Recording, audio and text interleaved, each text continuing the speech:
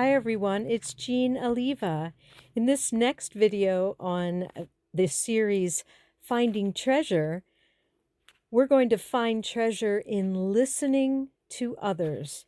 Listening and not jumping in with our own thoughts, but really standing back and listening and absorbing the information that other people are sharing. It shows great respect. It says, I value what you're saying in this moment more than my own thoughts, jumping in with my own ideas. I respect you and I appreciate what you're sharing. So that helps to build relationships with people when they feel heard and valued and that their words matter.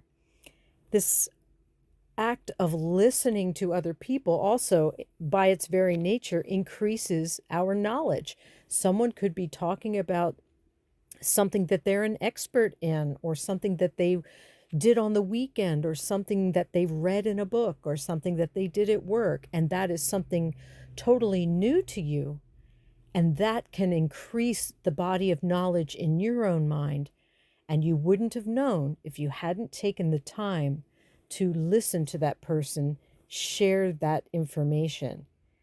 And from that same place, when you listen to other people, that can generate ideas, creative ideas within yourself. How often have we been in a conversation where someone has shared a word or a phrase and it just sparked something inside us and just inspired us for some idea? We had to go grab a pencil and write it down.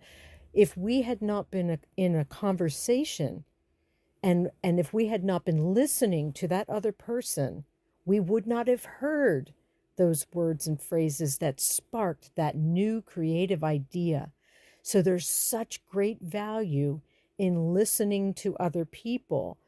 And taking the time to listen to others also builds loyalty. It builds a bond.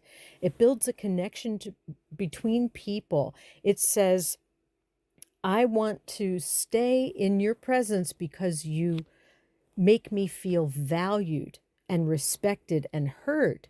Because just because you took the time to listen to me tell my story, or listen to me share my thoughts on a topic.